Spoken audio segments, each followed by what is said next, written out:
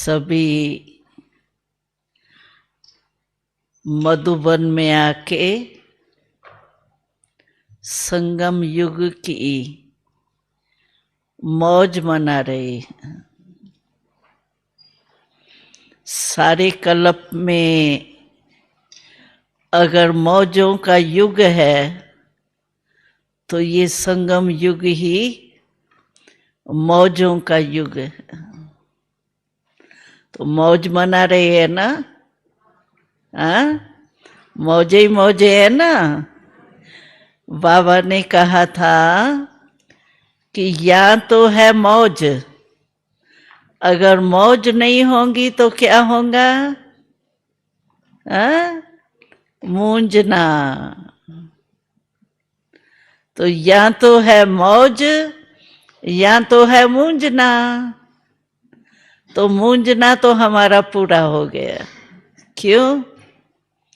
कि हमको ऐसा साथी मिला है जो मूंजना बंद हो गया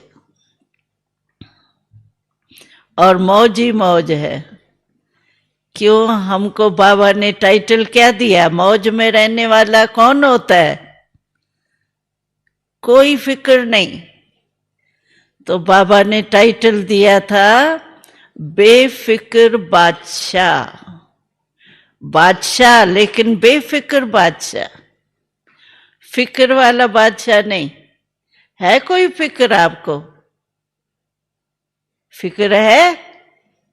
जिसको कोई भी फिक्र हो तो हाथ उठाओ। फिक्र है? नहीं है। हाँ, नहीं है।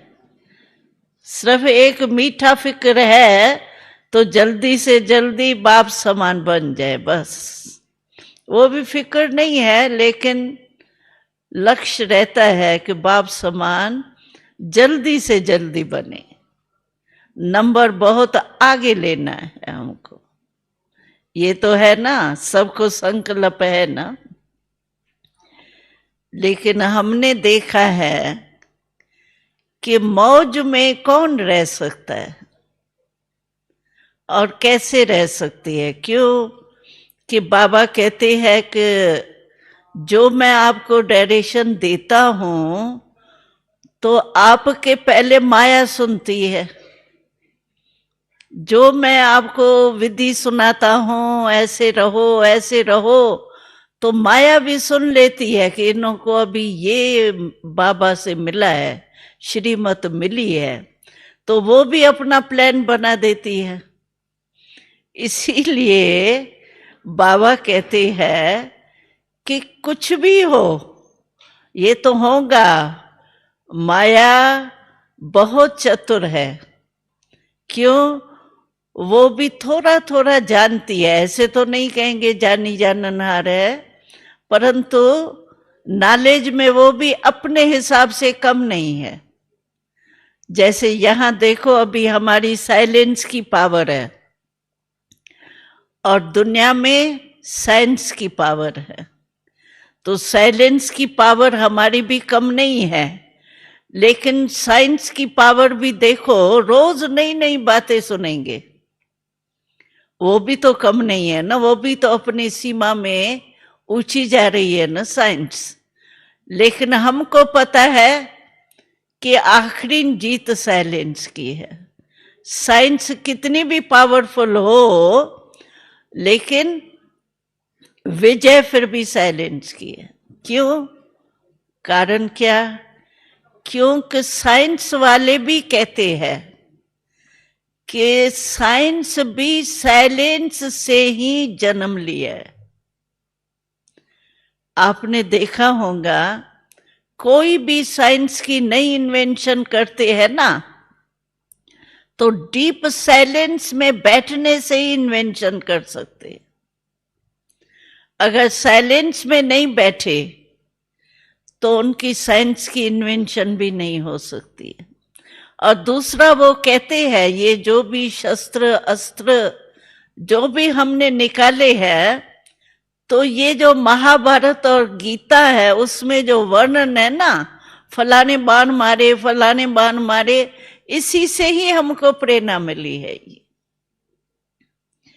तो साइंस वाले भी समझते हैं, तो साइलेंस ही हमारा दाता है, उससे ही हम पैदा हुए हैं, उसी के आधार पर ही साइंस निकली है। लेकिन साइंस का प्रभाव अपना है और हमारी साइलेंस का पावर अपनी। लेकिन ये सब होगा, बाबा ने कह दिया है पहले ही, जब आपने कोर्स किया होगा ना, तो अपने कोर्स के बाद पहली मुरली को याद करो। जब आपने पहली मुरली सुनी थी, याद है आपको? आपको अपनी डेट तो याद होंगी। तो पहली मुरली जब आपने सुनी थी, उसी में ही आपको बाबा ने डायरेक्शन दे दिया था, तो माया आएंगी, माया युद्ध करेंगी, लेकिन आपको माया अपना काम करे और हम अपना काम करें। वो अपना वार करेंगी और हम उसको वार से हार खिला करके विजयी बनेंगे।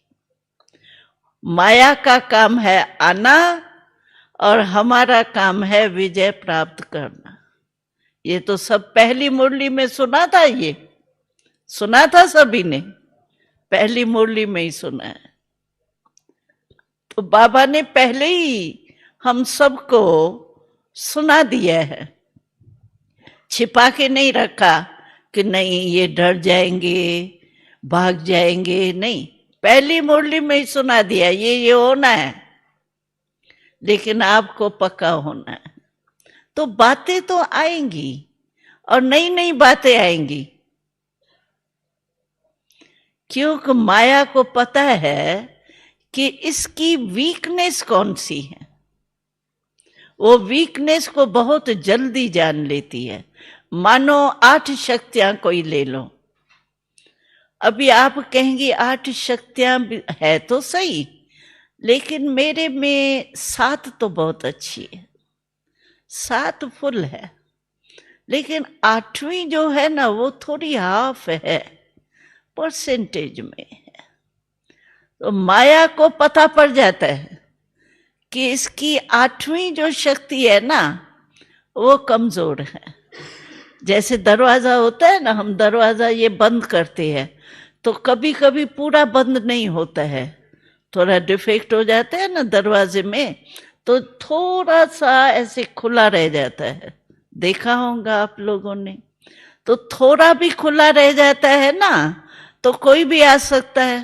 तो माया को पता पड़ जाता है कि इसकी जो परसेंटेज कम है ना, जिस शक्ति की, वहां से दरवाजे की चौपट खुली हुई है, थोड़ी खुली हुई है, और वो वहां से ही क्रॉस करती है। आपको पता होना चाहिए, जो चूहा होता है ना, हमने देखा है, चूहा जो होता है उसमें बहुत रमज होती है उसको। वो क्या करता है, होता मोटा है, लेकिन कहां से भी अपने को सुकेर कर छोटे से स्थान से भी आ जाता है अंदर। तो ये माया भी चूही है, बड़ी होशियार है। छोटे से अगर थोड़ी भी परसेंटेज की कमी होगी ना, वो आने में डरती नहीं है, वो आ ही जाती है, पहुंच ही जाती है। इसीलिए बाबा ने इस वारी के डायरेक्शन में, इस वर्ष के जो भी एंड में मुरलियां चली, तो बाबा ने 3 बातों के ऊपर हमको अटेंशन खिंचवाया। वो 3 बातें आपने नोट की होंगी, कभी कौन सी बात कही है बाबा ने, कभी कौन सी कही है, कभी कौन सी कही है। एक तो हमारा टाइटल बाबा ने कहा, आपका टाइटल मास्टर सर्वशक्तिवान है, शक्तिवान नहीं है। कौन हो आप सभी? मास्टर सर्वशक्तिवान हो या मास्टर शक्तिवान हो?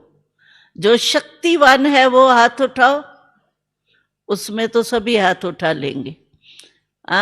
जो शक्तिवान है, मास्टर सर्वशक्तिवान ठीक हो, लेकिन जो समझते नहीं हम मास्टर सर्वशक्तिवान नहीं है, थोड़ी थोड़ी शक्ति कम है, इसलिए सर्वशक्तिवान नहीं कहेंगे। है कोई ऐसा? देखो, ये तो सभी पास है, सर्वशक्तिवान है। हाँ, सभी सर्वशक्तिवान है ना। तो देखो, तो एक बाबा ने कहा, इस साल जो बीत गया उसमें बाबा ने 3 इशारे खास दिए थे कि एक तो मास्टर सर्वशक्तिवान का जो टाइटल है ना, उसमें सब शक्तियां चेक करो। मेरे में प्रैक्टिकल लाइफ में तो पता पड़ जाता है ना, भाई मेरे में सहनशीलता कम है, या निर्णय शक्ति कम है, या परखने की शक्ति कम है। इससे ही तो धोखा मिलता है ना माया का, और तो कुछ नहीं मिलता। इसी शक्तियों की कमी के कारण ही माया थोड़ा सा धक्का लगा देती। तो एक कहा बाबा ने, मास्टर सर्वशक्तिवान, ये चेकिंग करो। और दूसरा बाबा ने कहा कि सर्व संबंध बाबा से है, सर्व संबंध, एक भी संबंध आपका कम होगा। हम कहे बाबा, बाप, टीचर, शिक्षक, ये तो सभी को रटा हुआ है 3 संबंध तो। हाँ, मास्टर, ये बाप और शिक्षक और सतगुरु, ये 3 संबंध तो सभी को पक्का याद है। लेकिन जो दूसरे संबंध है, अगर उनमें से कोई भी एक संबंध जो होगा कम होगा ना, तो माया ऐसी है जो उसी संबंध से आपको खींचती रहेंगी, और कोई याद नहीं आएगा। बाप के टाइम बाबा याद आएगा, शिक्षक के टाइम भी बाबा याद आएगा, सतगुरु के रूप में भी बाबा याद आएगा। लेकिन समझो, कंपेनियन के रीति से आपका नहीं है। कंपेनियन क्या, बाप, गुरु, टीचर मिल गया, कंपेनियन होवे नहीं होवे। लेकिन बाबा को कंपेनियन के रूप में अगर आपने स्वीकार नहीं किया और उसका कनेक्शन पूरा नहीं हुआ, तो वो ही कंपेनियन का संबंध आपको बीच बीच में धोखा देगा। फ्रेंड है, कोई भी जो भी संबंध दुनिया में होते हैं, बच्चा है। कई कहते हैं, अभी को कुमारियां कहती थी बाबा साकार में होता था ना, तो हम लोग तो छोटे छोटे आए ना, तो बाबा कहता था तो तुम्हारा बाबा तुम्हारा बच्चा भी है। तो शर्म आता था कुमारियों को, बच्चा कैसे बाबा को बनाएंगे।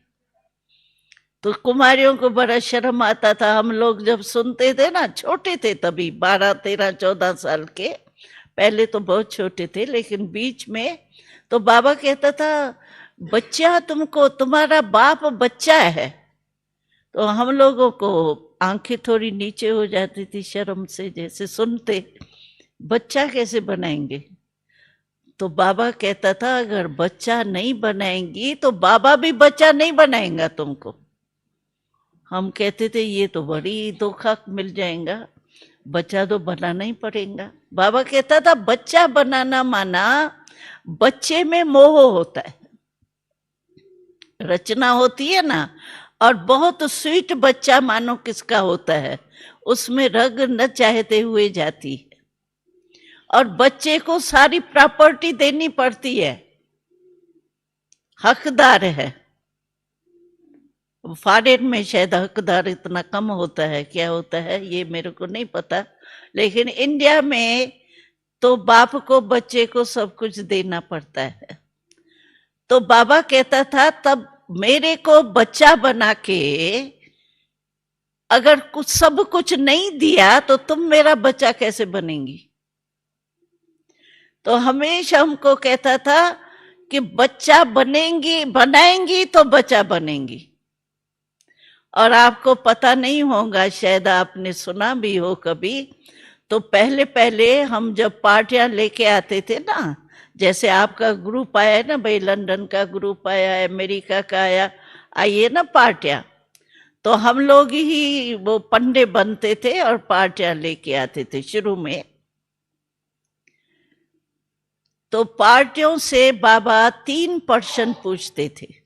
3% पहले पहले मिलते थे ना, जैसे आप तैयार होके अभी जाएंगे ना, जरूर ग्रुप दादी से मिलने जाएंगे ना, जाते हैं ना तैयार होके, तो ऐसे बाबा से पार्टियां जो हम ले आते थे ना, तो बाबा से मिलने जाते थे तैयार होके सभी। तो बाबा 3% पूछता था पार्टी से, फेल है या पास है। एक पहली मुलाकात में ही बाबा फेल पास कर देता था पार्टी को। 1% पूछता था, तो बच्ची आप पहले बारी मिल रही है, तो सभी क्या कहेंगे? कोई कोई बहनें या भाई होते थे ना, तो कहते थे हाँ बाबा पहली बारी हम आए। बाबा कहते थे पहली बारी आई है, पहले कभी नहीं आई हो। बाबा ये क्वेश्चन करता था, इसीलिए तो इनको याद है कि हम बहुत बारी मिल चुके हैं, हर 5000 वर्ष में मिल चुके हैं। ये पेपर लेता था बाबा। तो अगर कोई गलती से कह देता था ना, नहीं बाबा मैं पहली बारी आई हूं, तो बाबा कहता था फेल। इनको कलप पहले का ज्ञान ही नहीं है, चक्कर का ज्ञान ही नहीं है, फेल हो गया। अच्छा, एक ये क्वेश्चन पूछता था। दूसरा, फिर माताएं और भाई प्रवृत्ति वाले आते थे ना, तो बाबा कहता था बच्ची तुम्हारे को कितने बच्चे हैं? तो जितने होते थे 3 या 2 वो कह देती थी, यानी जितने लौकिक होते थे ना उतना कह देती थी। तो बाबा कहता था हाँ बस 2 ही बच्चे हैं तुमको, 2 ही है, योग करो।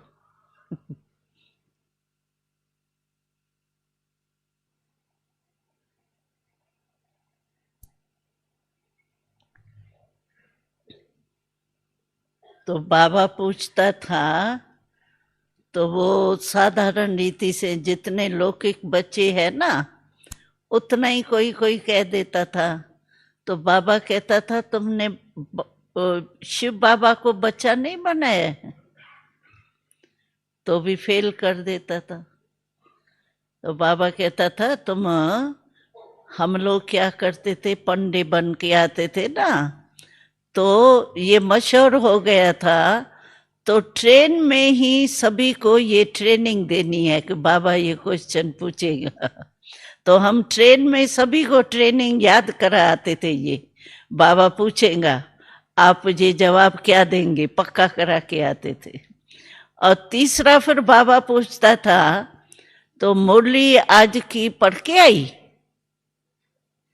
हम कहते थे बाबा अभी तो आए हैं तैयार होके और बाबा से मिलने आए हैं। बाबा कहता था क्यों पहले बाबा से मिलने आई? पहले मुरली तो पढ़नी चाहिए थी ना, मुरली के बिना आप कैसे रह गई? तो उसमें भी फेल करता था। हम कहते थे बाबा पोस्ट ही पीछे आती है, पोस्ट जब यहाँ मुरली चलेगी तभी तो पोस्ट आएंगी ना, तो पोस्ट ही लास्ट आती है। हमको कहाँ, वहां थोड़ी इस डेट की मिली होंगी। यहाँ आए तो तुमने पहले क्यों नहीं पूछा मुरली कौन सी चली? तुमने एक पॉइंट भी नहीं पूछी किससे, फेल। ये 3 क्वेश्चन बाबा पूछता था। अभी आप तो फेल नहीं होंगी ना। अगर बाबा पूछे आप पहले बारी आए हो, तो ये कहना इस कल्प में पहले बारी आए हैं, ऐसे नहीं कहना पहले बारी आए हैं, समझा? इस कल्प में पहले बारी आए हैं, ये राइट है। तो इसीलिए बाबा हम लोगों को ये पूछता था, पक्का कराता था कि जब तक आपने बाप को बच्चे के रूप में नहीं स्वीकार किया, तो आपको हिस्सा निकालने में आएगा ही नहीं संकल्प। जैसे माँ होती है, अभी माँ क्या करती है, खाना बनाएंगी मानो, और एक बच्चा उसका दुकान में है, देरी से आना है, तो पहले उसका हिस्सा निकाल के रखेंगी या खत्म कर देंगी? रखेंगी ना, उसका हिस्सा तो याद करेंगी ना। तो बाबा कहता था तुम कुछ भी करते हो तो तुम्हारा 2 बच्चे वो है, और सबसे बड़ा सुखदायी बच्चा तो तुम्हारा शिव बाबा है, जो कभी कुछ नहीं दुख देगा तुमको।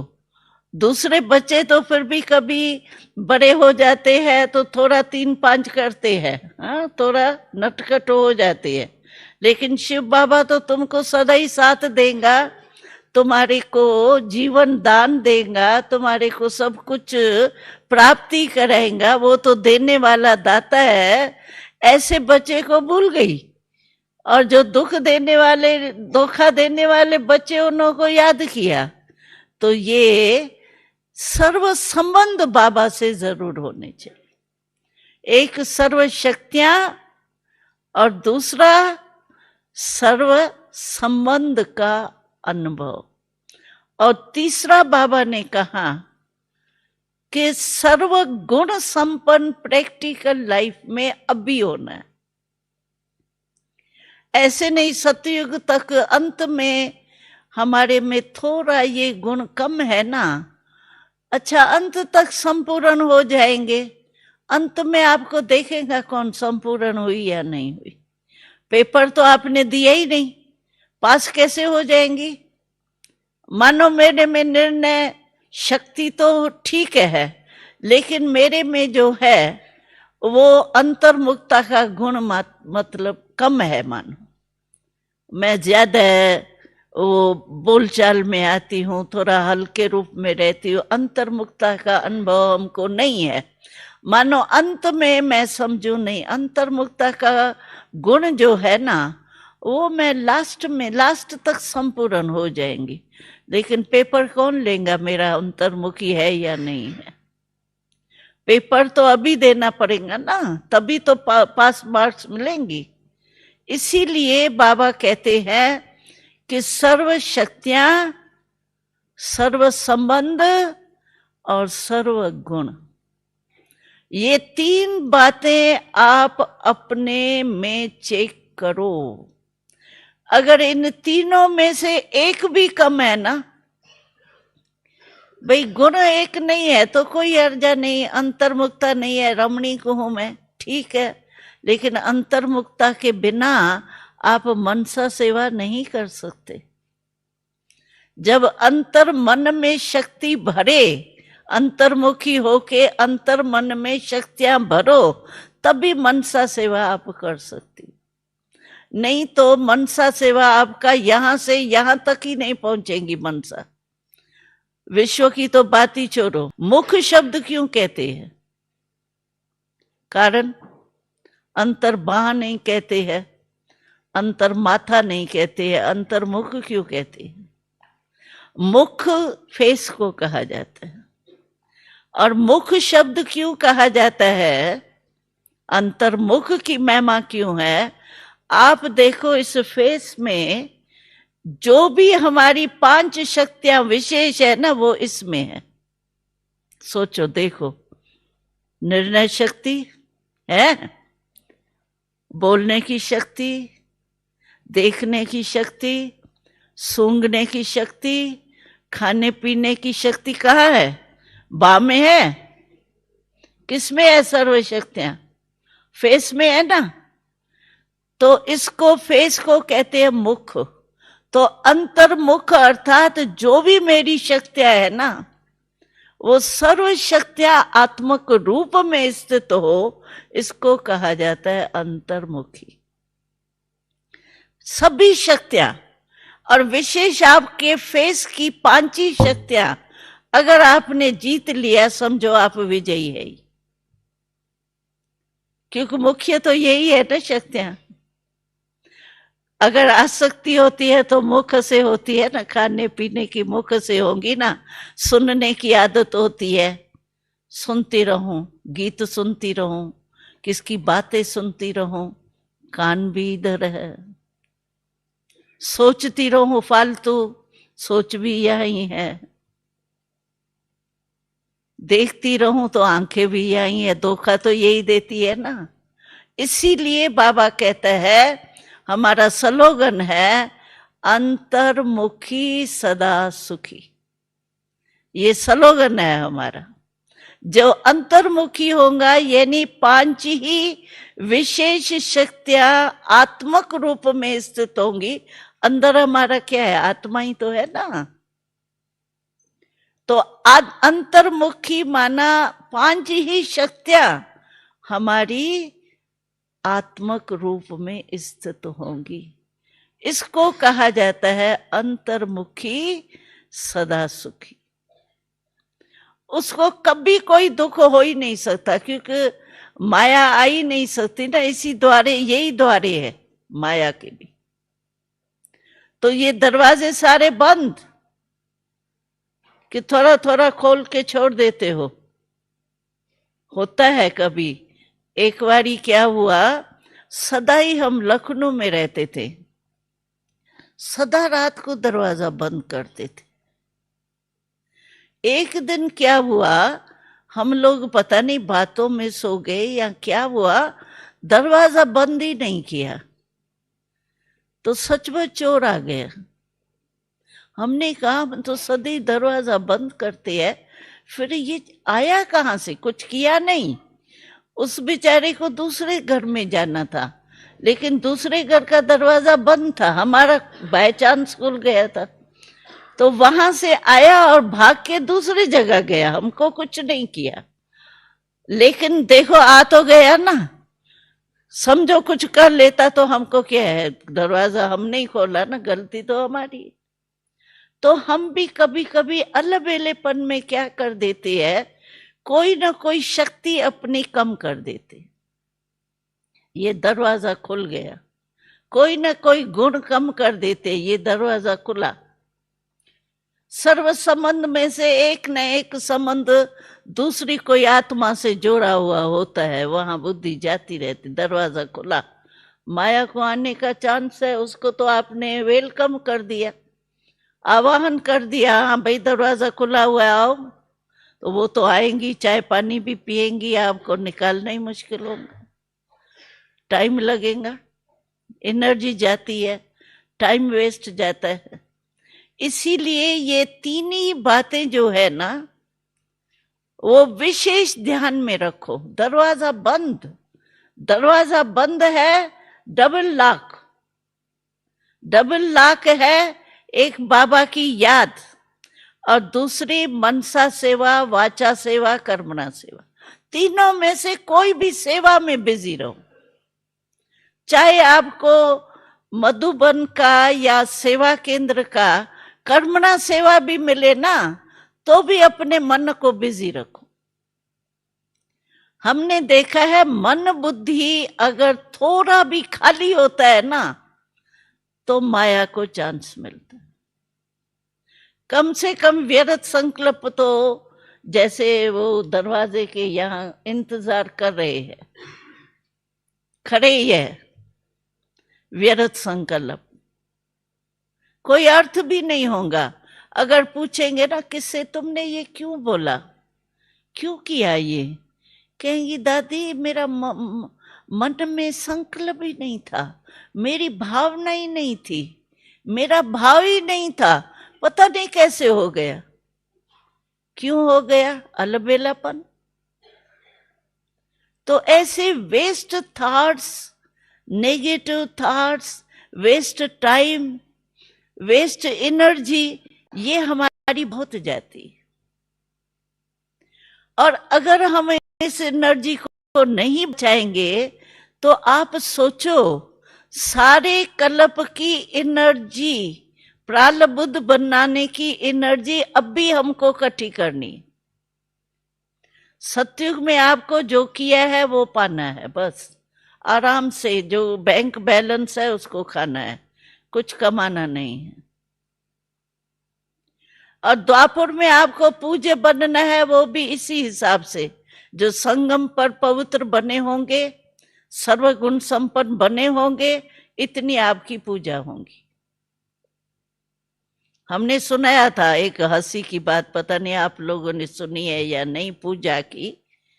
तो हम दिल्ली में रहते थे ना, पता नहीं आपने सुना है, रिपीट कर लेती हूँ। तो दिल्ली में हमारा एक जगह पर म्यूजियम था, उसमें एक मंदिर था साथ में, वो था बुद्धू माता, नाम बुद्धू या मधु, मतलब ऐसा कुछ था। उसको भोग क्या लगता था, ये कच्चा दलिया होता है ना, दलिया आपने देखा है होगा ना, जो गेहूं का दलिया नहीं बनता है, बीमार होते हैं तो दलिया खाते हैं, तो वो जो सूखा दलिया होता था ना, उसका ही भोग लगता था उसको, और कुछ नहीं, उसका भोग लगता था। और दलिया के ऊपर कोई वो पानी आके डालते हैं ना मूर्ति के ऊपर ऐसे वैसे, तो वो दलिया के ऊपर पड़ता था तो दलिया गीला हो जाता था, तो बांस होंगी ना उसकी, तो सफाई भी कम होती थी। उसका जो सफाई करने वाला क्या होता है, पंडित होता है क्या, जो भी होता है सेवादारी, वो बड़ा सुस्त था, सफाई नहीं करता था। तो हम एक बारी गए, हमने कहा ये दलिया का भोग कैसे लगता है, तो कहा ये बुजुर्ग माता है इसलिए उसको दलिया का भोग लगता है। तो पूजा तो हो रही है उसकी, मंदिर बना हुआ है, मंदिर सुंदर है, और माता को भोग लगता है उसका दलिया का और बांस। तो पूजा तो हुई ना, लेकिन ऐसी पूजा होंगी तो क्या होगा। और वहां मंदिरों में जाओ, बड़े बड़े मंदिरों में, श्रीनाथ में जाओ, श्रीनाथ में उसकी जो तिलक लगता है ना कैंसर का, तो कैंसर का तिलक सोने की वो जो क्या होती है पीसने की चक्की, चक्की होती है ना, पत्थर की चक्की आपने देखी है, आजकल तो बिजली के सारे निकल गए, लेकिन इंडिया में पत्थर की वो चक्की होती है। तो उस सोने की चक्की, उसमें वो केसर का वो पीसता था और उसका तिलक लगता था उसको। देखो कहाँ श्रीनाथ, कहाँ बुद्धू माता बेचारी। तो देखो पूजा तो हुई ना उसकी, लेकिन कितना फर्क हो गया। इसीलिए बाबा कहते हैं संगम युग में जितनी अपनी आप एनर्जी इकट्ठी करेंगे, उतनी ही आपकी द्वापर से पूजा होंगी और सत्युग त्रेता में राज करेंगे। चलो कई भाई बहने कहते हैं अभी सत्युग में तो तख्त पर दो दो तीन तीन थोड़ी राजा रानी बैठेंगे, एक ही बैठेगा ना। जन्म ही 8 है तो 8 ही बैठेंगे ना, 16 थोड़ी। चलो युगल बैठे साथ में, बाकी 32 थोड़ी बैठेंगे, तो तख्त तो मिलना ही नहीं है। लेकिन रॉयल फैमिली भी राजा ही है। आप सोचो भाई लक्ष्मी नारायण पहला नंबर जो होगा वो तो हम बन ही नहीं सकते हैं, बाबा मामा मुकर्रर हो गए। अभी हम कैसे कहे हम विश्व महाराजा बनेंगे, लेकिन ये जो रॉयल फैमिली है वहां, उन्हों का मर्तबा इतना ही होता है जैसे राजा रानी का। इसका मिसाल बाबा सुनाता है, ब्रह्मा बाबा, आपने सुना होगा मोरली में भी। तो बाबा नेपाल में जब अज्ञान काल की लाइफ थी ना ब्रह्मा बाबा की, तो बाबा ज्वेलरी का काम करता था ना, तो कलकत्ता में था बाबा का, तो नेपाल नजदीक पड़ता है ना कलकत्ता से। तो नेपाल के राजाएं जो है वो बड़े ठाट से ताज वगैरह सब पहनते हैं, तो ज्वेलरी भी बहुत पहनती है, राजाएं तो ज्वेलरी पहनते ही हैं। तो बाबा ज्वेलरी दिखाने के लिए वहां नेपाल के राजा वगैरह से कनेक्शन था।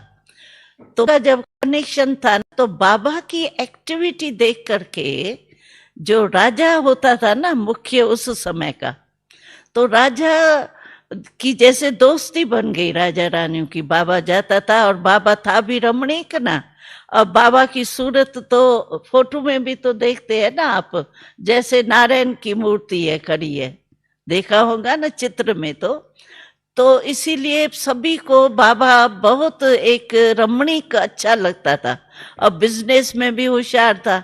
उनको एक बारी खुश कर देगा, सस्ता करके आएगा, अरे तुम तो हमारी फैमिली के हो, ले लो क्या है। और दूसरे बारी फिर उन लोगों को ठीक करेगा।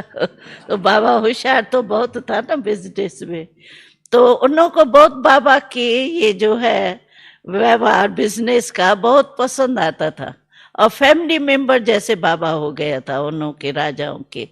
तो एक बारी राजा ने वो दरबार लगाई, तो बाबा थोड़ी दरबार में बैठेगा, वो तो विजिटर के रीति से बैठेगा ना, नियम है ना उन्हों के राजाई के। तो राजा ने बाबा को कहा, बाबा भगवान की गलती हो गई है, बनाना था आपको राजा, लेकिन बना दिया हमको राजा, लेकिन बनाना वास्तव में आपको राजा था। तो बाबा को ऐसे वो नेपाल वाले जो है वो कहते थे। तो एक बारी बाबा को दरबार दिखाई सारी, जो उन्हों की पर्सनल दरबार होती है ना रॉयल फैमिली की, वो हाल में बाबा को ले गए थे। तो उसमें बाबा ने बताया, मैंने क्या देखा कि जो भी सारी रॉयल फैमिली थी ना, उन सभी के सिर पर ताज था।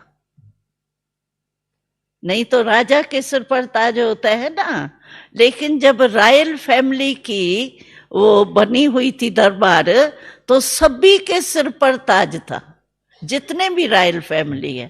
तो अभी अंत में नेपाल में सभी के सिर पर ताज होगा, तो हमारे सिर पर सतयुग में तो ताज बहुत फालतू पड़े होंगे। तो हमारे सिर पर भी ताज होगा, यानी रॉयल फैमिली का भी सतयुग में इतना ही महत्व होगा। इसीलिए हम भले तक तो नहीं भी मिले ना, कोई हर्जा नहीं, लेकिन रॉयल फैमिली में अगर आप आ गए तो भी आपका वही मर्तबा होगा जितना राजा रानी का। तो रॉयल फैमिली में तो आना है ना, हाँ, तख्त का तो थोड़ा सोचना पड़ेगा, हाँ? परंतु रॉयल फैमिली में तो आ सकते हैं ना, फर्स्ट जन्म में भी आ सकते हैं, सेकंड में भी आ सकते हैं, थर्ड में भी आ सकते हैं, 8 में से कोई ना कोई में तो आ सकते हैं ना।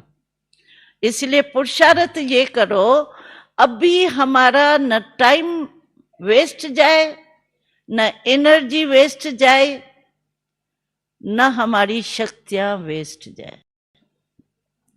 सबसे बड़े ते बड़ी कमाई का साधन है संकल्प शक्ति। बिना संकल्प शक्ति के आप कुछ नहीं कर सकते। कर सकते हो? और बाबा ने इस वर्ष जो अभी पूरा हो रहा है, इसमें एक बहुत अच्छी युक्ति सुनाई, आपको याद है या नहीं है? बाबा ने कहा कि 60 पुरुषार्थ आपका क्या होना चाहिए। 60 पुरुषार्थ, इतना बाबा कहते हैं, मैं देखता हूं इतना बच्चे मेहनत करते हैं, मेरे से देखा नहीं जाता, बच्चों की मेहनत नहीं देखी जाती। तो बाबा ने कहा, तुम जो भी कोई भी विकल्प आता है, व्यर्थ संकल्प आता है, पहले किस में आता है? संकल्प में ना। पहले संकल्प में आएगा ना, फिर वाणी में आएगा, फिर कर्म में आएगा। 3 स्टेजेस है ना। अगर बाबा ने कहा आप संकल्प शक्ति में ही परिवर्तन कर दो, संकल्प शक्ति में ही चेकिंग कर लो, तो वाचा और कर्मणा के पुरुषार्थ से तो बच जाएंगे ना। 2 पुरुषार्थ तो हमारा कट हो गया ना, मेहनत कम हो गई ना। एक ही सिर्फ संकल्प में ही हम व्यर्थ को समर्थ में चेंज कर देंगे, नेगेटिव को पॉजिटिव में चेंज कर दें, वेस्ट को बेस्ट में चेंज कर दें। बस अगर संकल्प शक्ति को ही हम चेंज कर दें तो क्या नहीं हो सकता? हो सकता है? हाँ, इसमें हाथ उठाओ जो अभी संकल्प में ही चेकिंग करेंगे। हाथ उठाओ ऐसे, हाँ, करेंगे? करेंगे? बोलो तो सही, हाँ जी, हाँ जी, क्योंकि नया वर्ष आ रहा है, नए वर्ष में कुछ तो कमाल दिखाएंगे ना। अभी क्या पता है? अभी देखो इंडिया की युद्ध तो बस अभी एक दो को, जैसे बंदर होते हैं ना, पहले ऐसे सामने एक दो के करते हैं, ऐसे अभी शुरू हो गए हैं। जैसे बंदर नहीं करता है, ऐसे एक दो को बातें कर रहे, और बॉर्डर पर ऐसे एक दो को सामने देख रहे हैं, वो भी करता है, वो भी करता है। देखो, शुरू तो करने की कोशिश कर रहे हैं, लेकिन बाबा उन्हों को ड्रामा रोक रहा है, क्योंकि हम तैयार नहीं। बाकी वो तो बेचारे कहते मिसाइल्स भी वो घुसा रहे हैं बॉर्डर पर, सब कुछ कर रहे हैं, लेकिन उन्हों के फिर कहते हैं, पाकिस्तान भी कहता है हम युद्ध करने नहीं चाहते हैं, इंडिया भी कहते हैं हम युद्ध करने नहीं चाहते। भाई मिलिट्री भेज क्यों रहे हो? नहीं करने चाहते तो मिलिट्री मंगा लो ना।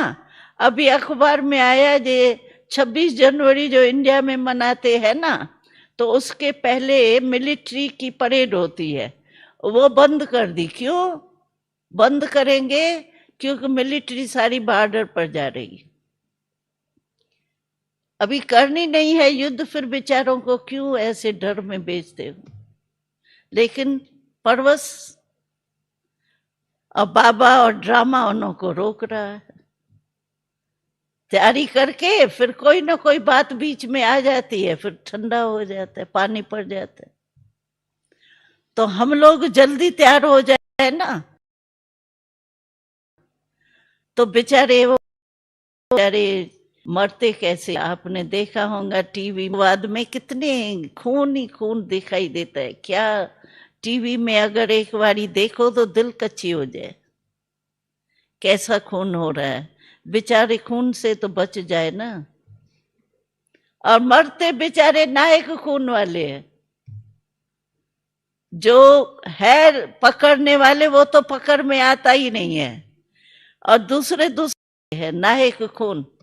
हमको याद है 1937-38 में, 1937 में बाबा ने हम लोगों को पहले पहले ये दृश्य दिखाया था, नायक खून होने वाला है। नायक माना जिसका दोष नहीं हो, उसका खून हो। तो 1937 में बाबा ने जो बताया आजकल हो रहा है। सिविल वार लगेंगी, अभी सिविल वार भारत में, और क्या होगा, सिविल वार ही लगेंगी।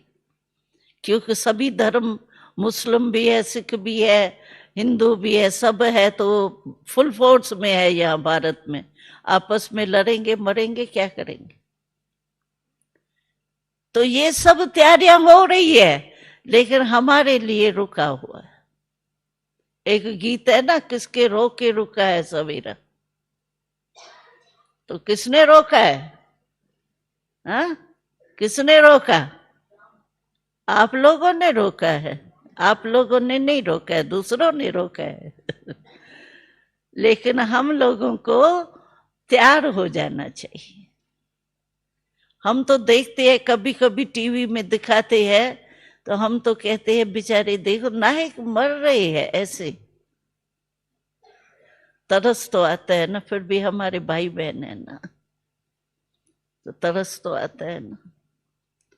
तो इसलिए बाबा कहते हैं अभी नया वर्ष शुरू होगा, बाबा भी सुनाएगा कोई ना कोई बातें नहीं, लेकिन हम तो आपको जो बाबा बरस बीत गया, जो बाबा ने काम दिया था वो रिवाइज करा रहे हैं। तो बाबा ने जो इस वर्ष हम लोगों को काम दिया, वो अच्छी तरह से हमको, अभी बाकी कितने दिन है, आज 28 है, 28 है ना, 29, 30, 31, 3 दिन है पुराने साल के। 3 दिन में भी हम एवर रेडी हो जाएं तो भी अच्छा। तो बाबा आवे तो बाबा को कहे, बाबा हम तो जो आपने डायरेक्शन दिए थे ना, हम उस पर चल रहे होंगे। ऐसे उठवाए हाथ, बाबा उठवाए, तो जो मैंने डायरेक्शन दिए थे अगले साल, वो आपने किए? उठवाए हाथ? हाँ, उठाए? उठाए, पास हो जाएंगे, हो जाएंगे ना।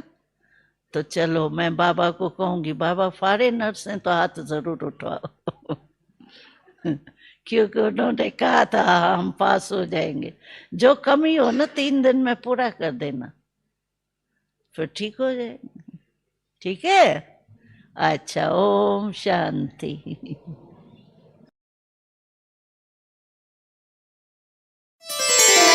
खुदा को खुद में समा के करोड़ों को खुदा से मिलाया,